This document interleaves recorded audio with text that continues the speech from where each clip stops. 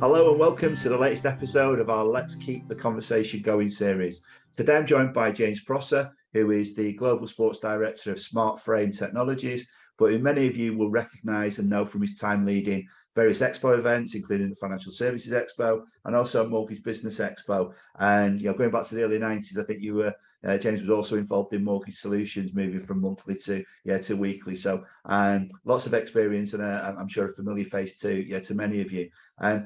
Today we'll be discussing why mental health and wellbeing is especially important to James, and reflecting on how he's overcome some of the incredible challenges he's faced personally. And you know what, there's a real inspiring story here as well as we go through the content. So James, how are you doing?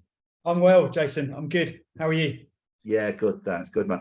Probably as a starting point, although people will be familiar with you from your expo days, and could you just maybe give a bit of a background and introduction to yourself, and also, I suppose, your background in terms of your professional career in financial services? Yeah, of course. Yeah. What can I say? I started in media in financial services back in 2000, which was a year after Mortgage Solutions came aboard. I think it was born in May 99. I joined what was Incisive Media, which became Incisive Media actually in around June 2000, as a very young, wet behind the ears account manager, really, to look after, to work on Mortgage Solutions, which was at that time a monthly publication, and it grew phenomenally, like the rest of the industry, from 2000 to 2008, I guess. And I was part of that growth. I went up through the ranks. I was publisher of the magazine, took it to weekly, and at the same time, Mortgage Strategy had this similar growth. We were competing very much head on. They were the two titles, and it was a great industry to be part of. One I'm proud of. I launched and was part of many events. Worked with big distribution partners like Legal & General with their Mortgage Club Awards, which are now over 20 years since the first one we did there. And British Mortgage Awards, which was huge. One of the biggest things I think I was part of was the Mortgage Event, which was a set of road shows which we developed with the great John Malone, who played a pivotal part in my career, John Cupis when he was at L&G, and Andy, who was at Zifa, and we grew that event to be huge, and was proud of. So I've been in the market for many years. I had a brief stint out because of the god awful credit crunch time. Like many, I had to do what I needed to do, and I was then brought back into the fold working for Mortgage Business Expo. And then after that, launched my own business. I had great success with the Financial Services Expo, which led on right up until COVID. And I'm now in a different position and a different place and a different environment, but still got a lot of love for the industry. Yeah, amazing. And that current role, I mean, we'll talk about that journey from 2000 to present day, but just your current role, it's a little bit different to your financial services. Do you want to just tell us a little bit about that? Yeah, absolutely. Yeah, I've been fortunate enough to I was approached by a business called SmartFrame, which is a media tech business working on images and image streaming. It's a world first. It's a phenomenal business, and one that I'm at the very early days in the journey of SmartFrame, and they've seen something in me which I'm proud of and blessed with, and they open up an opportunity for me to work in the sports verticals. So I'm now working with Premier League football clubs, massive worldwide institutions in football federations, tennis, golf, American football, you name it. I'm there as a global sports director, and you can't make this stuff up, really. I pinch myself. I was at the Sports Industry Awards last night, which is, I guess, the Oscars of the industry, similar to what the Mortgage Strategy Awards or the Mortgage Solutions British Mortgage Awards. But for the sports verticals, and I was on a table next to Gareth Bale. There was some massive hitters and players, not just in tech but broadcasting and actual athletes at an award ceremony. I just can't believe my life at the moment. It's definitely on the up. Amazing. And look, it's not always been that up, has it, I suppose? So if we rewind back to 2000 and that I suppose journey through financial services, I suppose probably the interesting thing for me to understand is mental health, and having a focus on mental health is what this series is all about. And I just wonder, when did you first maybe start realizing that there's maybe some demons, and what were the first kind of factors you spotted and encountered? It's all really happened back end of 2019 for me, which was pre-COVID. So I can't blame that or the business sort of falling apart. But there was telltale signs at that time, and it had been for some years, Jason, that there wasn't many days off when I wasn't drinking, and that became apparent. And if I look back on reflection, my last 2 decades, I guess, have been a lot of fun, some fun with consequences, and then just consequences and some deep depression and sadness and sort of dark times, which I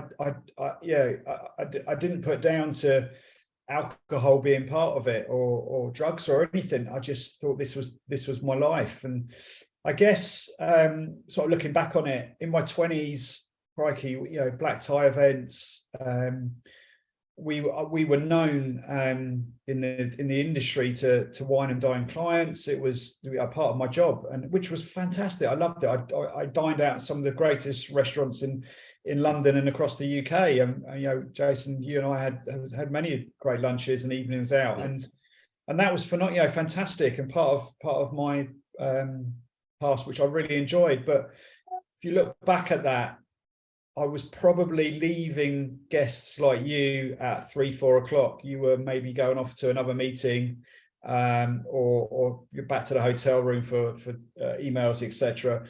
Most of mine was probably then, okay, I'd have a couple more beers on the train, and then continue with a glass of wine or two at home or whatever. And the more that happened, and this is on reflection because I never really appreciated it at that time, things were happening.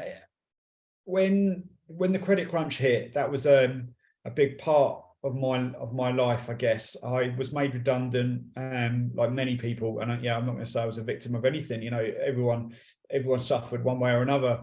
I just had my first child, my son, my oldest son, Alfie, and I guess I self-medicated a lot without realizing, and drank and went out with my mates a lot.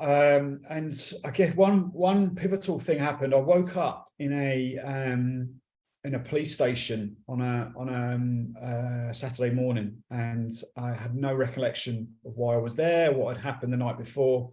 And when I spoke to the police sergeant in the morning, there was a ruckus. There was a fight at a train station that I was at on the way home. I tried to stop some elderly people. It was a loud group of youths, and I got myself involved. And I guess if I hadn't had a drink that night, I probably would have stood back a bit. But still, there's part of me that will try to always do the best thing. But I guess on reflection, having a drink inside me that night led to a consequence, and that was really my first sort of blackout. Everyone thinks blackout in alcohol related means passing out. It's not. A blackout is when you're fully aware, you're fully functioning, you're communicating. Well, if sometimes probably not very well communicating, but you seem alive and conscious. But I wasn't with it. I didn't know what was going on. And on reflection of that, that was down to drinking too much that night, and get myself involved in something I shouldn't have been involved in. And then, yeah, work, it was hard. There were hard times. I had to do what I had to do. I had to come out of the mortgage industry because there wasn't a position available for me. And I felt a bit orphaned, I must admit. And drink was the anesthetic, I guess. It was something I used as my crutch and had done and continue to right up until my early 40s. And I guess sort of moving forward to where I am today, in January 2020, the 4th of January 2020, I walked into a local AA meeting and sat and listened on a Saturday morning to a group of people who I've never met before, a group of strangers, and I heard their stories and suddenly thought, this sounds familiar, and I could really resonate with what was being said. And I went back every single day. I went back on the Sunday and I went on the Monday, and on the Monday night, I went into an AA meeting and I sat there and I said, "My name's James, I'm an alcoholic." And with that, I just felt this relief. Wow. Yeah, this real sort of, I guess, monkey on my back or whatever. It just felt like, having heard a couple of stories and a couple of people talking to me and people were communicating with me, I could resonate with everything that they were saying. And from there, really, my journey into sobriety began. And it was one of the greatest decisions I'd ever made. Just before that, I was in a relationship with someone whose mother was an alcoholic, and she turned around to me and said, we were only a couple of months in the relationship. She said, "James, I think you've got a drink problem." And it was at that point, I heard those words and I thought, rather than get arrogant or get angry about someone questioning my drinking or anything, which I never really did. I'd always just, look, this is life. I'm a lad, I work in financial services. I work hard, I play hard. I actually turned around and said, "Do you know what? I think you're right. The trouble is, I just don't know what to do about it." So I was grateful. I was thankful enough to listen. And I had a good friend who probably had about 3 or 4 years sobriety. And I reached out to him, and he took me to that first meeting on January the 4th. And wow. Yeah. Wow. So what part do you think? So obviously, alcohol appears to be the escapism and the route to maybe try and create some mood change. I'm just interested in that, the mental health bit, and just would you have considered yourself back then to have had maybe mental health kind of issues, or how would you have described your mental health back then? Yeah, I mean, I guess that now looking back on it, yeah, definitely. At that time, I just didn't really know what was wrong. Definitely mental health, crikey. There's a lot of sayings that happen in AA, and one of them is, you come in for your drinking, but you stay for your thinking, and that's very much what I've experienced as well. Leading up to that time in January when I came in, I would, and this wasn't a normal as well, this was going on for a few years, I could probably do 2 or 3 days in I'd walked out on a marriage at this point as well, so I'd really isolated myself, and I'd spend 2 or 3 days in bed under the duvets, not want curtains closed, not wanting to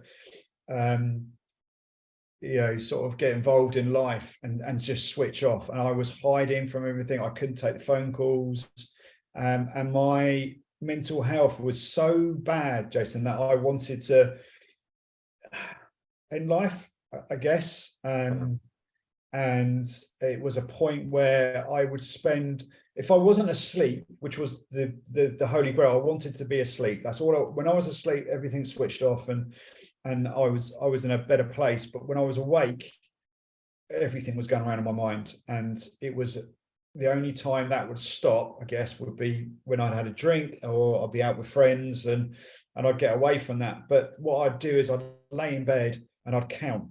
I'd counted one day. I was probably about 3 o'clock in the afternoon. It was a Wednesday or Thursday. I was in bed from a Monday, and I counted over 16,000. And I remember thinking, this isn't normal. Wow. Yeah, normal people don't do this. So yeah, I've understood now from getting sober that I suffer with well, alcoholism is a mental illness. You know, it's a illness that centers in the mind, and it's obsessive and compulsive. And as soon as you have that first drink, I crave another one. I don't drink normally. I never have. I've never gone out for one drink. I didn't want to go out for one drink. That was too painful. You know, if I knew I had to drive that night, or I wasn't going to drink that night, then I wouldn't drink. I wouldn't even have one, because it was, if I had one, I knew I wanted another. And if I had one, I'd go out for a few hours. I'd be miserable. I'd want to go home, and I'd want to open that glass of wine, bottle of wine when I got home. So I guess, yeah, my mental health was in a bad place, and that is the illness. It stems in the mind, and it's a very hard illness to live with. If you have cancer, you know, everyone feels sorry for you and understands. You have an illness, alcoholism. A lot of people don't get it, that it is an illness. You know, I've said this before, and other things I've done like this. I've got two beautiful sons, and I always get upset. You know, I'd literally take a bullet for those kids. I couldn't put down the drink. Wow. I couldn't stop. You know, I would walk over them for a drink at that point in my life. And thankfully today it's not like that. Wow. And obviously this series is all about conversation and just encouraging people to not suffer in silence and, you know, stay isolated. So I love, and I made a note of this, you know, the AA saying that you've just said there, they come in for your drinking, but stay for your thinking. So that conversation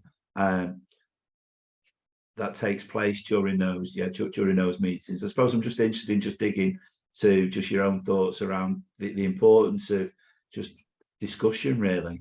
Yeah, absolutely. So AA groups and 12-step fellowships, which from the AA fellowship, which started in it was where the book was written in 1935, first published in 1939, and there's thousands of AA meetings. That if you go online, AA meetings near me, you'll find one within 2 or 3 miles, pretty much wherever you live.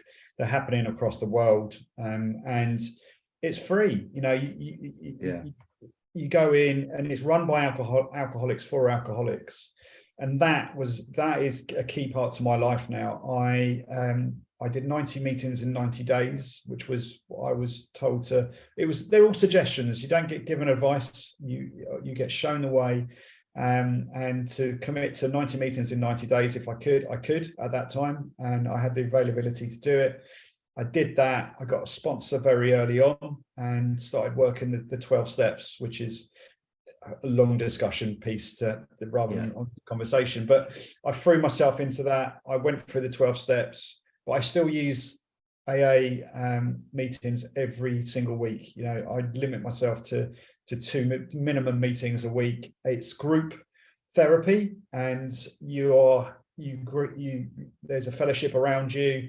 There's people I've met, Jason, in AA and recovery, that they would be here in 5 minutes if I had a problem. Wow. There's people that I've known for all my life that I'm nothing against them, but they don't understand, you know, like it is, and it's incredible, and it's always learning. You're always learning something new. The beautiful thing about the 12 steps is you never stop. You live in the 12 steps. And from doing what I've done, I now sponsor other guys. I've seen guys' life recover, you know, absolutely change from the moment they came in, like I did, where there were lights weren't on. I was sweating, clammy, really out, not there, to a few months later, or even a few weeks later, the light comes back on, the skin appears better, and life recovers. My life, I'm 3 years sober last month. Amazing. Well done you. Well done you. And you look fitter than you've ever done. I know you've just done the marathon again. I think it's your fifth one. And yeah, how do you feel? I feel incredible. You know, I haven't woke up feeling sick, dry reaching, you know, feeling like I'm going to have to just battle through a few hours in the morning to get to lunchtime, because lunchtime drinking is okay. I feel great. I'm up at 5 o'clock in the morning. I gym. Like you say, I run my first sober marathon, which was incredible on Sunday just gone. And that is so important. My physical and fitness side of stuff. Can't become obsessive about it, because obviously, as an addict, that's a possibility, and a lot of people do go down that route. You know, I've got to make sure that I'm balanced and I'm not overcompensating exercise for family or for my recovery or for work or whatever. But it's everything is opened up and changed. I feel fitter than I did in my 20s, which Amazing. I feel for is a Amazing. Look, I know mental health is, I suppose, become more on the radar in different industries over the last 5 or 6 years or so. But our sector does seem to have lagged behind, or the financial services sector does seem to have lagged behind for a number of years, certainly when comparing to maybe some of the pals that I've got in other sectors and industries. Why do you think that's been the case? Because it was clearly part of the lifestyle for you in those early 2000s and continued, past the credit crunch. So it was part of a lifestyle. But why do you think we've maybe lagged behind as a sector? I honestly, I couldn't give you a definitive answer really, but I think the more things like this, Jason, you're doing, and the more people are coming out, mental health is just that it's one of those things no one really wants to talk about. Yeah. But lots of people suffer from, right? And it's an invisible illness, mental health, and some days are dark. Some days you don't want to get up, you don't want to get going. Your mind's telling you your self-esteem and self-worth is on the floor. But it's not the same as calling your boss up and saying, I've got a asthma appointment or a clinic appointment or something, to turn around and say, I'm not feeling good today. I need to get myself to a meeting for lunchtime for an hour. Do you mind? There's not many businesses, I guess, that are open to it. There's some stuff I looked at before, and 75% of businesses now, I don't know how this sits within the mortgage industry, but 75% of businesses have a drink and drugs policy, which is fantastic. That's amazing. But is this just a tick box exercise? Because on reflection of looking at that, the other stats below it were saying that 30% of line managers don't know the signals and the signposts to recognize that in staff. So as well as it's good that big businesses are doing this sort of thing, that's great, but it's got to be filtered through, right? The line managers, my line manager at that time or now going forward, needs to be aware or be able to spot that, if someone is regularly hungover, not coming to work or is having problems, then conversations need to be had. But those conversations need to be done privately, securely, and that there's a procedure to follow. And if the line managers aren't trained and taught on this, then that's what needs to happen. So I guess in answer to it, I don't really know why. It is an industry that is big on drinking, but it's like anything across the world. But I'm going to focus on the UK. We really do associate booze with success and celebration. You have an award ceremony. Well, that's amazing, but it's packed full of drinking. Your table's covered with champagne and wine and all this kind of stuff, and that's our culture. Whether it's a christening or a funeral outside of work, drink. It's always around it. And if you've got a problem and you're unaware of it, there's dangers. And there's a change, there's a shift happening. Whether it's the Gen Z era or whatever. Yeah. It's cool not to drink at the moment. Whether that changes, I don't know. But the dangers of alcohol is, if it was created now, this is the interesting thing. If this alcohol was created today, it would be banned in every single country across the world. I could see that. And just returning to that those indicators, I'm just trying to maybe see if we can share some pearls of wisdom with anybody listening. So I think there's been a bit of a recurring theme about finding a safe space to have conversations if you've spotted people who are maybe struggling. I know you indicated there maybe some early warning signs and easy things to pick up on a hangover, maybe smelling of alcohol and maybe absenteeism or turning up late. I suppose I'm just interested in, are there any other indicators that you feel would be worth sharing? And if somebody does spot these kind of events actually taking place, how should they approach the person? What's the most effective way to actually approach in a sensitive way? I guess that's the most important word, I guess, being sensitive about it, being able to talk to people privately, pull them aside, and have those conversations, because a lot of people don't even recognize their own problems. So many people, and I was one of those, denial, absolutely, which I've been taught stands for didn't even notice I am lying, denial. And it's so true.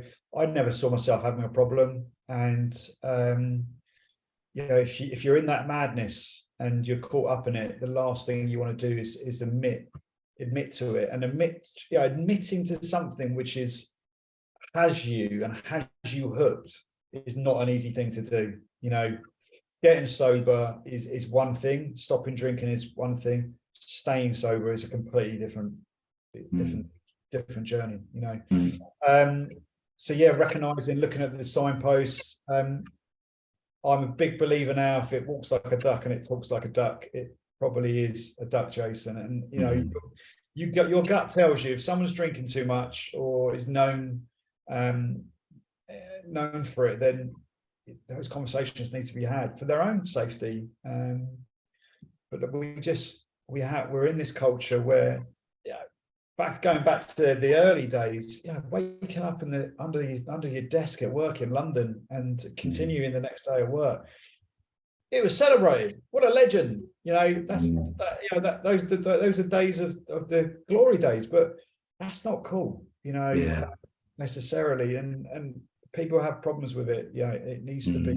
They need to be helped. So not to be afraid to come forward with it. There's the saying, it's okay to not be okay. And I think, look, and again, that's something we've heard several times. And look, I do feel times are changing. And interestingly, some stats to throw back at you, I suppose. We're just undertaking it'll be our third survey around mental health and wellbeing in our sector. And what the first two surveys have told us is that certainly in the first year there was it was over 70% of people who were surveyed indicated that their business and company offered zero mental health and wellbeing support. And the second year it improved marginally, but it was still something like 52% were offering no health and wellbeing support, mental health and wellbeing support. So I'm hoping by the time that we get the results of this third one, that there's been some improvement to certainly see that we've got more companies in our sector delivering mental health support than not. So that'd be a real milestone for us if we can achieve that. And we spoke there a little bit about what maybe people can do to actually spot and see some of the indicators. What about people themselves, if they do feel they're struggling individually and they're having these dark moments? What kind of advice would you give them if they want to take the first steps and do something about things? Yeah, well, firstly, recognizing it, accepting that there may be a problem, and reach out doctors, or have a look online. There's plenty of ways to. And AA for me was the game changer. Really, just going to having the courage. I was taken by a friend, which helped, but having the courage to go forward, pick up the phone. There's the AA helpline, and they tell you where the local meetings are.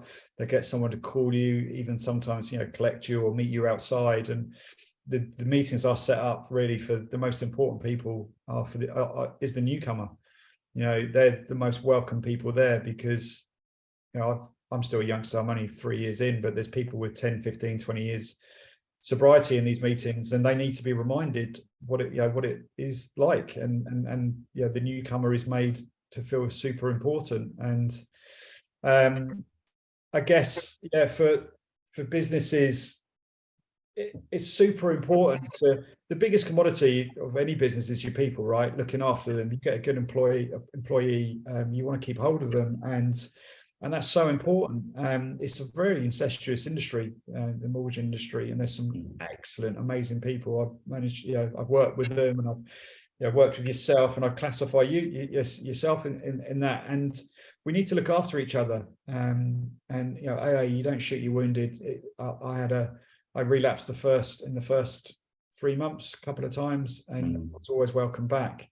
Another interesting stat that I saw as well was the 69% of employees that were referred or went into rehabilitation through recovery or anything like that have remained in those businesses. That's incredible. People are important. So look after your key employees. We'll look after everyone. We're all important, and offer this kind of stuff. And health and wellness is number one. More and more stuff you see in the news, and that's a big one, right? I haven't watched the news. I've turned everything off in the last 18 months. I haven't got a social media account. I have social media accounts, but I don't have them on my phone. We're just in this complete maze of negativity, whether it's from COVID or war or whatever. And that stuff has an impact on mental health. It does. You don't need news. I get updated by people telling me stuff, Yeah, of course it's important for business and stuff like that. I get it. But for me, my mental health is number one. And I was told by my sponsor something very important. If you put your recovery first, before anything else, before your family, your kids, anything, whatever you put second will always be first class. And I can absolutely say that has been my experience. My relationship with my children is the best it's ever been. My relationship with my ex-wife, my parents, businesses, I've never felt so good internally and externally, I guess, materialistically, which isn't important to me, is also benefiting.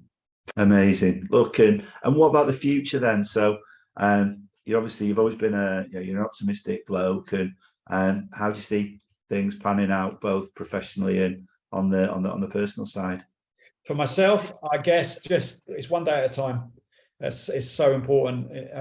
One day at a time, and taking it slowly, taking it easy, continuing doing what I'm doing that works. And I'm loving the position I'm in and the company that I'm working with. I'm hoping to grow with that. We've got every belief that it's going to be a £1 billion business in the next few years. It's a real sort of YouTube path and Netflix path we're following, and that's exciting and one to be, and I'm proud to be part of. But there's always my heart is going to be in events in the financial services and mortgages, and who knows. But at the moment, I'm very focused on what I'm doing. I'm loving working with Premier League clubs and sports institutions. But LinkedIn's a great tool, right? Which is one of the social media accounts I do keep switched on, actually, because that's important, and I get to see what you're doing. And that's how I saw this incredible stuff and work that you're doing come up, and I was keen, and I'm really glad I picked up the phone and we had that conversation. Yeah, absolutely. And look, me too. And look, I think if just before a summarise, is there with the journey that you've actually been on, I just wonder if there's anything, this AA and the group is obviously such an important part of your recovery and your ongoing day-to-day kind of journey now. I just wonder if there's anything else that maybe I've not asked or you've not indicated in terms of hints, tips, or maybe anything else that you just like to share before we close off. I get it's going back to that. It's being okay to not be okay and coming forward. And I think one of the first things I heard was surrender to win. And as painful as that sounds, and your ego tells you surrendering is a bad thing, surrendering isn't a bad thing. When you've got a problem that could kill you, and I wasn't long for this world the way I was going, to recognize it and to ask for help. Asking for help is one of the biggest steps that you can do. And people want to help. There's help out there, but recognizing, it was key for me to recognize that I couldn't do this on my own. I'd spent money privately on counselling. I'd done hypnosis to look at my demons for drinking drugs and stuff, and none of that stuff worked. This stuff works. It works because it's I don't know, I guess it's spiritual, it's fellowship based, and it's something you don't do on your own. You work with, other, I'm sponsoring other guys, I've got a sponsor, and it's continuous. And, like I say, I pick up the phone every day, I speak to other people, I want to know how they're doing. By taking myself out of self and being of service, that's huge today. Being of service is so key to me. So doing something like this, and helping other people is so important, and being able to give back to AA what it gave to me. And it has, Jason, I cannot say this anymore, it has saved my life. And by not just saving my life, it has given me a life beyond my wildest dreams. Amazing. Well, look, what a great way to finish off. And look, I'll summarize, and hopefully I'm definitely going to steal a few of the denial, didn't even notice how I am lying. I'm definitely going to nick that, and surrender to win. I like that one as well. But look, I think what the conversation probably demonstrates, James, is again just that what the AA group provides to you in terms of that collective support and that conversation, openness, and the fact that there's that reactiveness to support you. You said somebody would be there within 5 minutes. It just demonstrates the importance of that close knit circle, and that requirement to chat openly and honestly. I think spotting the telltale signs. You're right. Look, it's mental health is an invisible illness. It's not like cancer or breaking a leg. It's something which is not evident, but spotting telltale signs, as you touched on there, in terms of somebody being hungover, somebody the yellow eyes, and they're constantly being late, the absenteeism, but then supporting them in that sensitive way in a safe space is crucial. And then I think the people themselves just coming forward asking for help. We shouldn't be surprised, but I think we're quite often surprised by, when we ask for help, just how much is available and how willing people are to step forward and support. And I think this idea you've got now of providing service and being of service, I just think is amazing. And I know one of Will Lloyd we spoke to recently from Bright Start and Sirius, and one of the things he did when things are a little bit tricky, he absolutely consumes himself with volunteer work and fundraising, basically. And so I think finding something that you're passionate about and you feel like you're giving back is crucial. But I don't think we should be surprised that you're probably the fittest, the healthiest, and the achieving probably you achieve great things in our sector, but you're obviously accomplishing some brilliant things in the sector you're in now, and you're achieving those whilst sober. So I think, look, I take my absolute hat off to you for sharing what you've done previously on social media, for stepping forward to discuss so openly now, and for just helping us shine a light on what we're trying to achieve here in terms of just getting mental health and well-being more on the radar of companies. So I truly wish you all the best as you move forward. Appreciate your time today, and look, just good luck with everything you do as you go from here. Thank you so much. And Jason, if anyone comes to you with on the back of this and is interested in talking, please feel free to give my number, email, and I can do everything I will do in my power to help. Thanks, James. Well, that's really appreciated. And look, as I say, great having you as a pal. Thanks for today, and as I say, good luck with the rest of the journey. All right. Thanks, mate. Cheers. Bye now.